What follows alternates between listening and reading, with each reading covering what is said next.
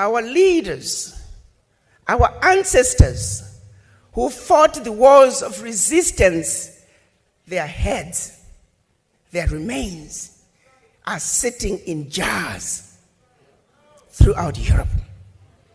And the same people have the audacity to come to Africa and talk to us about human rights.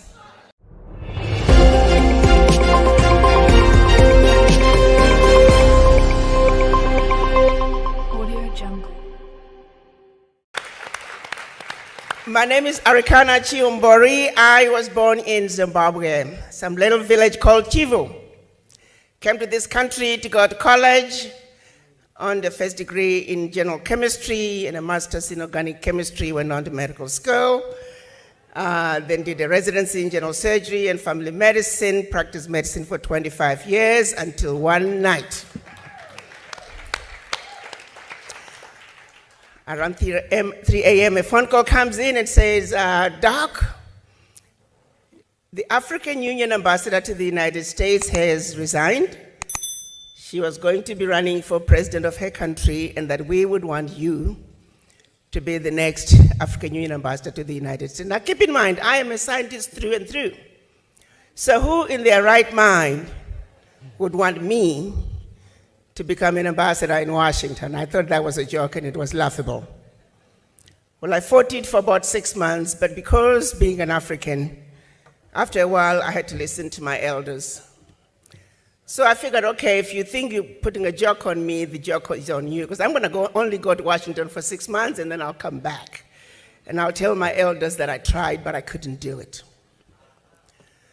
But something happened during the first 4 to 5 months. And mind you, I'm staying in a hotel because I knew I wasn't going to get into a contract, renting or buying, that I wasn't going to last. But what was very disturbing was the disrespect that was so blatant. I would be sitting in meetings initially because, you know, as a doctor, you're always a doctor no matter where you are. And I thought it was really quite humorous sitting with all these big diplomats, and here I am, a medical doctor, and I'm supposed to be useful. I'm busy diagnosing them, you know, you got a thyroid condition, you are bipolar, and I got a pill for you. I'm not really paying attention to the deliberations because I don't think politicians accomplish much anyway. So it was more important to diagnose them and their medical conditions. But every now and then somebody will say something and I'm like, wait just a minute, did they just say that? You know?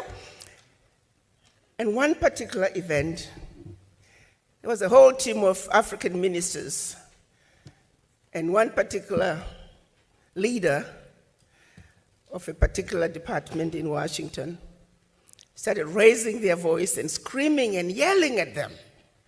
You Africans, you will never speak with one voice. This document over here is going to be a piece of paper 20 years from now. I said, okay. So we got all the ministers here. Somebody say something. It wasn't my show. I was like third. You know how you sit, you got your team leader, and then according to rank, I was number 3. So clearly I wasn't supposed to speak. I waited for those who were supposed to speak. They did not. More and more of those situations became apparent to me. And I remember 5 months into my stay in Washington, I called home and I said, well, you know what, guys, I'm going to hang around a little bit longer. There were a few, you know what, that needed a good kicking. And that I was going to hang around until they ran me out of Dodge, and that's exactly what happened.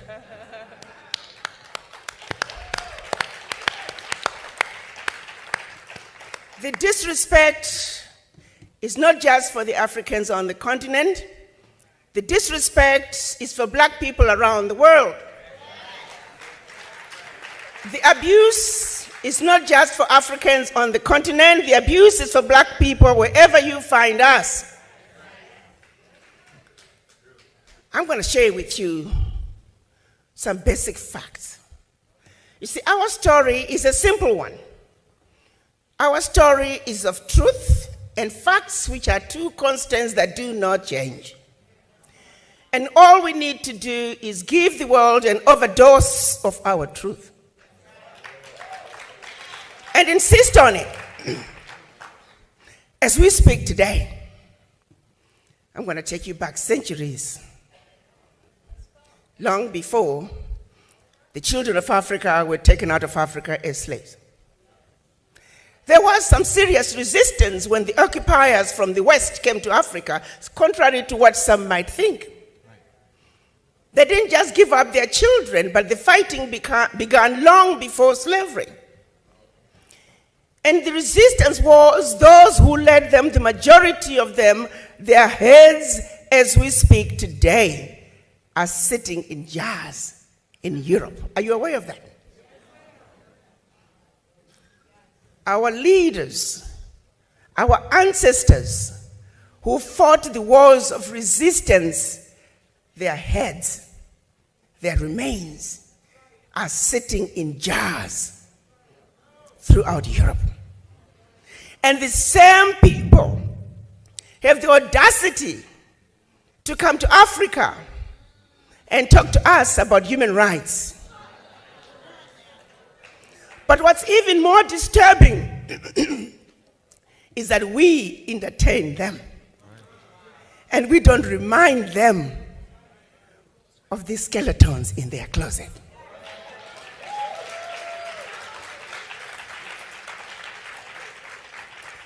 As we speak today, the priceless artifacts that they stole from all over Africa are sitting in their museums throughout Europe. And when you and I, when we visit Europe, we pay to see what belongs to us.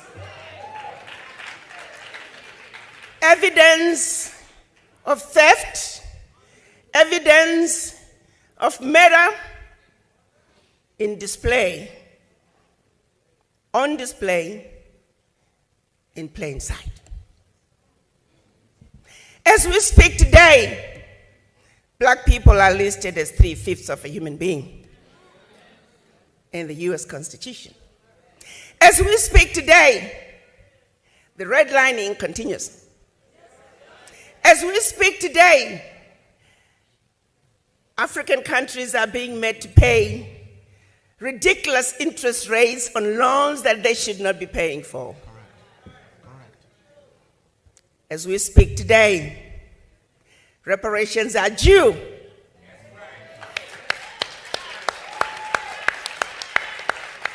Everybody else has been given reparations, expect us. The question then becomes, what is wrong with this picture? Why aren't you and I standing up and demanding that what is right must be done?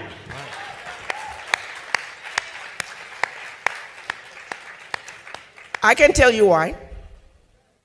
Because no other race would stand for a minute what is being done to us. How long do you think a finger of a British soldier lasts in Zimbabwe? How long do you think a thumb of a German soldier lasts in Namibia? Not even a minute. They would storm in, kill hundreds, if not thousands of people just to recover that one finger. Why is it that we are unable to come together and speak our truth and demand that what needs to be done must be done?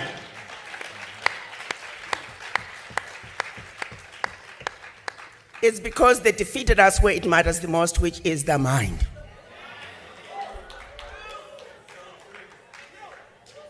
It started with the missionaries in Africa long before slavery. They were sent by the Roman Catholic Church to subdue the Africans, make them believe that when you get slapped, turn the other cheek, and that your riches are in heaven.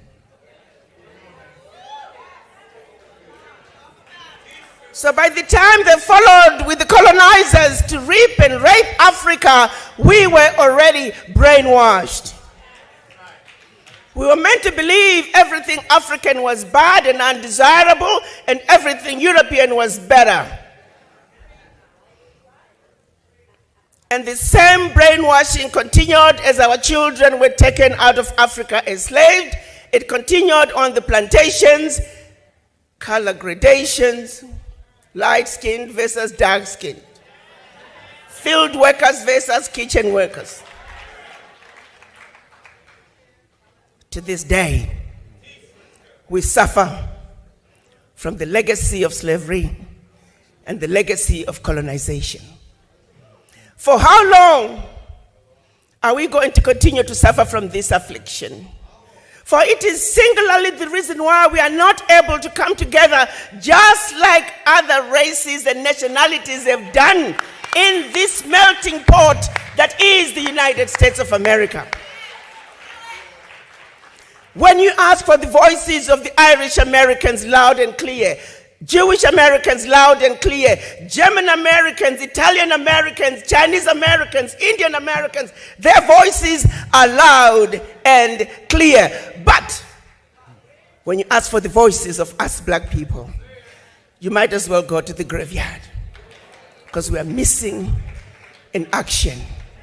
We were taught, we were brainwashed into not even loving ourselves as individuals, let alone each other. We were taught not to trust one another. We were taught not to believe that my brother can, my sister can, but somebody else who doesn't look like you and I is better. The question I have for all of you, just close your eyes and think about your children, your grandchildren. Is this the world you want to leave behind for them?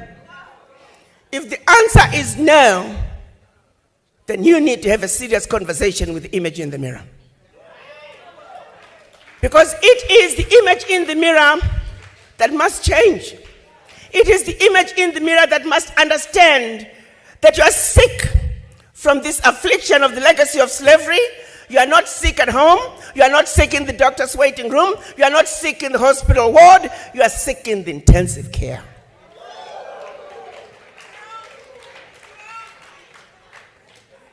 How long are we going to continue to support other people's agendas? Those who stood up to fight during the civil rights movement, during the Pan-African days in Africa, civil rights in the United States, they were all silenced. We are emerging out of a period of 20 to 30 years where just nothing is going on. We are all fast asleep. When are we going to wake up? Reverend Al Sharpton is saying, the time to wake up is now.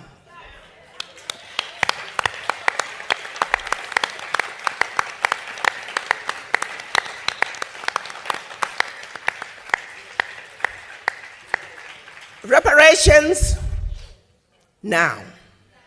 We know all the companies that benefited from slavery. We have their name. We have the list. They must pay. As we speak, many have pledged their contributions. Guess what's going to happen, my brothers and sisters? Because we are not organized, we will never realize those funds.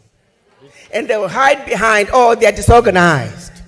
They don't know what they are doing. I am now going to be asking Reverend Al Sharpton to lead us as we demand those reparations. We need to register a global Pan-African fund that can make sure that we have development in black communities where it belongs. Those funds must be organized. Those funds must be paid for. Reparations for black people now.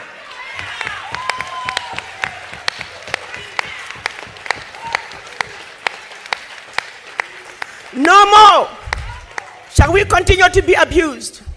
No more shall they continue to exploit our Africa. What is in Africa is our birthright, and we are going home to take it. No more shall we be told Africa is a diseased and dying continent, because they are going to Africa in droves and telling you to not go there. So this moment is calling for unity of purpose. And before I leave this platform, I'm going to ask all of you to take a moment. If you love your children, if you love your grandchildren and their future, to have a serious conversation with image in the mirror. No justice, no peace. No justice, no peace. I thank you.